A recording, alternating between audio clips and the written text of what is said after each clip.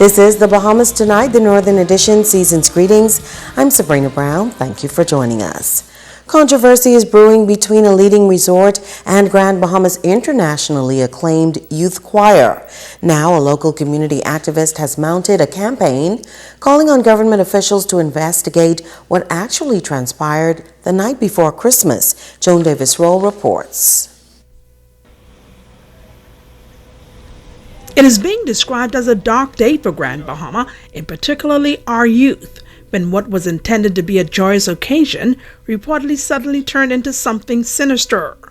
Artistic director of the Grand Bahama Youth Choir, Kevin Tomlinson, recounting a recent incident which he described as blatant disrespect. We went into memory, so we had just finished doing a full presentation at the Grand Lucaya Hotel, which was very well. Went into memories, went on the steps, began. Right away, the crowds came, the persons were involved. I mean, it was a great atmosphere. Then this gentleman walks up to me, the entertainment coordinator, and said, when they're done with this, cut. So I figured he wanted to say something. So we cut, we waited, no one said anything, so we proceeded upstairs. When we went, a crowd of persons followed us, and they wanted to hear more. So I gave the choir the instructions to position themselves to go again. And when we were about to open our mouth, the general manager came. And in these exact words, he said, please, stop. We don't want this. Get out of my hotel. Tuesday morning, police officials were on high alert at the entrance of Memories. Local activist Troy Garvey is furious. The incident not sitting well with Garvey and others who turned out to voice their disgust. We want him terminated. We don't want that type of management in our country. We want him out of the country because he is not good for this country. If he tries or if he does terminate that particular manager. Who's the manager? I didn't get the name of the managers yet, but whoever the manager is, it's a Bahamian manager who took the liberty and invited the pride of our island, Grand Bahama Youth Choir, to carol to the tourists of this hotel and to beyond that, our natives. If he fires him, this will be a whole different story when that happens. Because there's no way we're going to allow nobody to come in here and disgrace our patriotism, our intellect, and especially our integrity. We have a constitution that we stand by that is above all law. We must never sell our dignity for $1. Persons need to learn, when we give you permission to come into our country to work, treat our people right. If you going to take that type of attitude with the youth of the nation, it shows your character. You know, if you're going to, disrupt the youth, what about the adults? I guess all the kids were a little disturbed. And, they were trying to figure out how could something like this happen. And if he had the right to do that. The ZNS News team also went in search of answers. Ms. Davis-Roll from ZNS. Asking to meet with the hotel manager at the center of the controversy. We were told that he was in a meeting and unavailable. A short time later, our news team was then asked by security to leave the premises. This is a private property, I understand. and we need you to leave for us, please.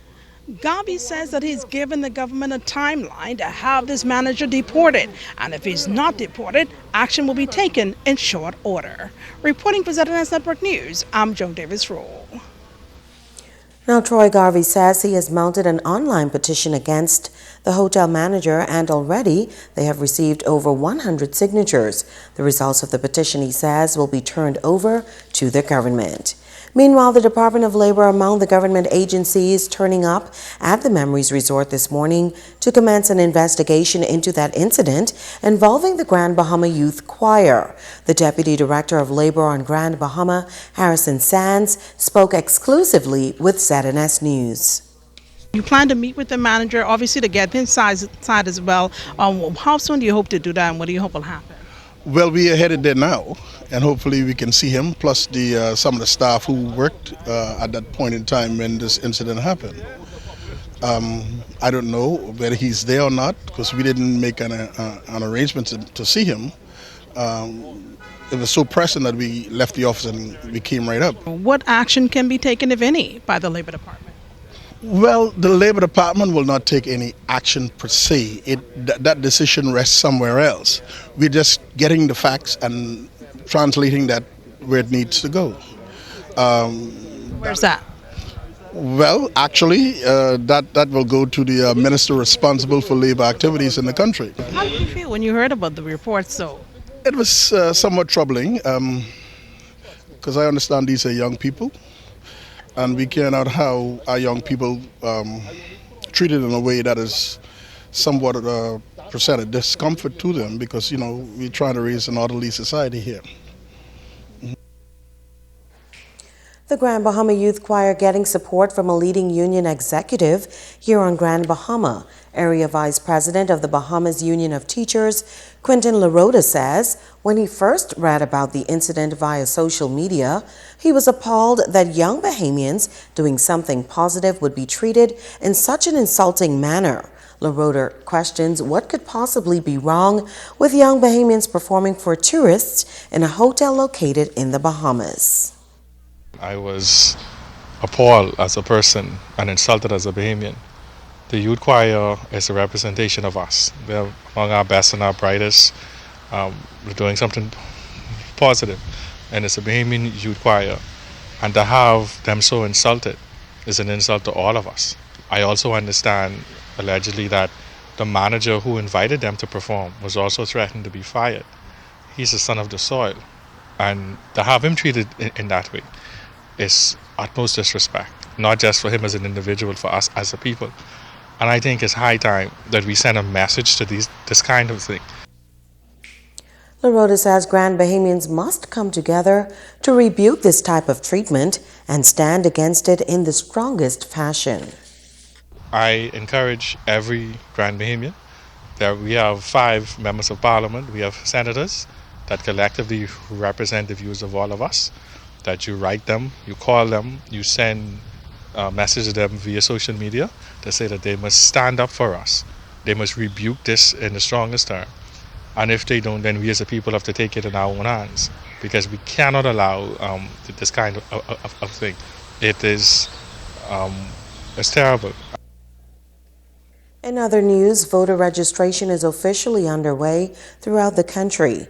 Here on Grand Bahama, just over 500 persons have registered since the process began. First-time voters are expected to make up a significant voting bloc. Tonight, Shashina Roll talks with young voters about their level of interest and the issues they would like to see addressed going forward.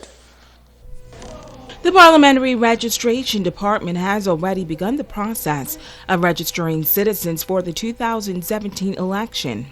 Hundreds of young people will get the opportunity to mark their X for the first time for the person or party of their choice. We caught up with a number of new voters at the local COB campus who say that they are ready. It's important for me because that's the future of this country, and as long as I am a citizen of the Bahamas, I will always be concerned about what's happening in the country. And my vote matters. Everyone's vote matters. So, depending on how the potential prime minister speak, is where I'll put my vote. I love to vote this election because I think my vote matters a lot. They say their hope is to see other young men and women groomed to become future leaders of the country.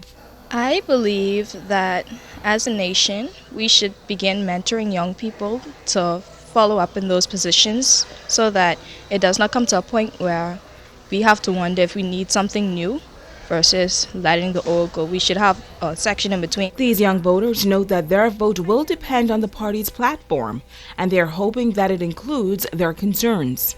Getting the unemployment rate down, encouraging people to stay off of the streets, especially the young men. They should really pour their money more into education, into those who actually want to do something with their lives, to encourage them to do what they want to do.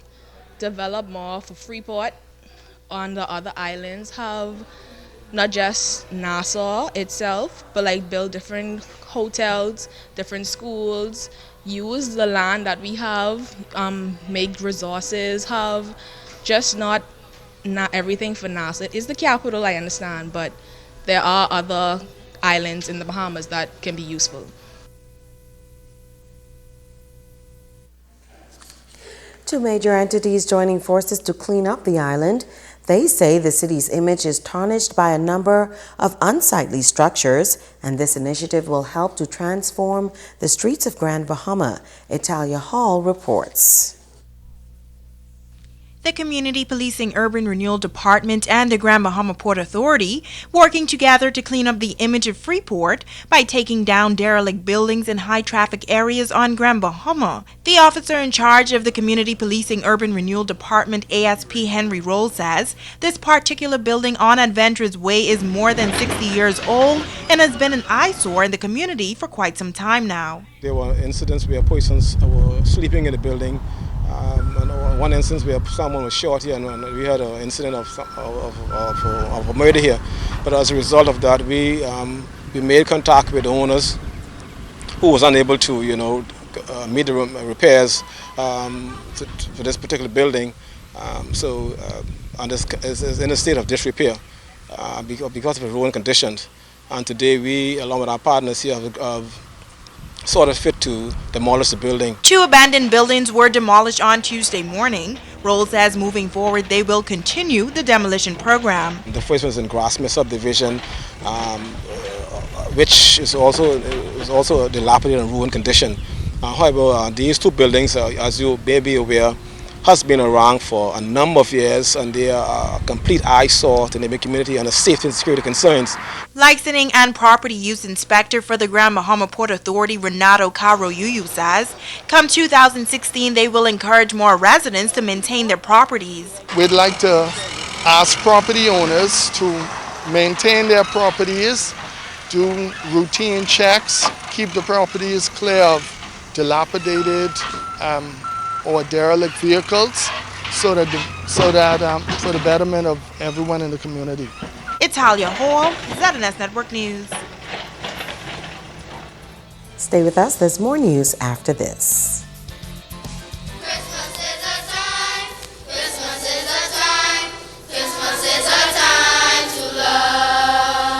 We often start to worry and people get upset if things don't go alright on Christmas Day.